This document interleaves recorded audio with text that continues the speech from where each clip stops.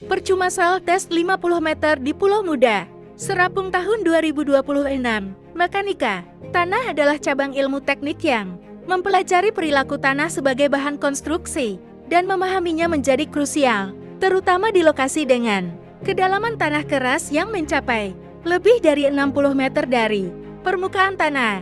Pengetahuan tentang sifat-sifat ini tidak hanya membantu insinyur dalam merancang fondasi yang kuat dan aman, tetapi juga penting untuk mengantisipasi potensi risiko geohazard seperti longsor dan penurunan tanah yang dapat terjadi akibat kondisi geologi yang tidak terduga. Judul yang di atas tidak berlebihan, terutama dalam konteks studi mekanika tanah di lokasi tanah rawa di Provinsi Riau, seperti Serapung dan Pulau Muda. Penyelidikan yang hanya dilakukan dengan metode bore mesin dan uji standar penetrasian, tes SPT hingga kedalaman 50 meter gagal menemukan lapisan tanah keras yang diperlukan untuk mendukung fondasi bangunan.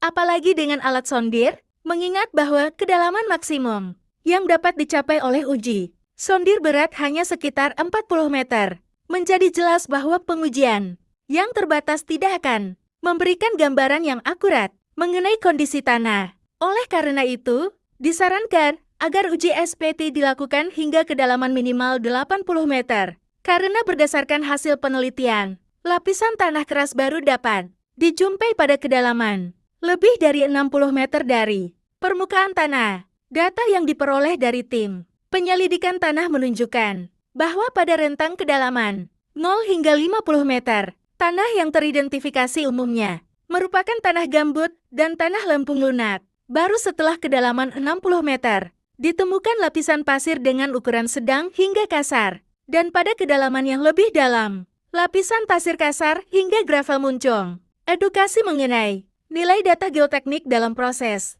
pengambilan keputusan bisa menjadi landasan bagi para insinyur dan pengembang untuk lebih peka terhadap kondisi tanah. Mari kita ambil pelajaran dari hasil penelitian ini dan terus menggali potensi tanah demi pembangunan yang lebih berkualitas di masa depan.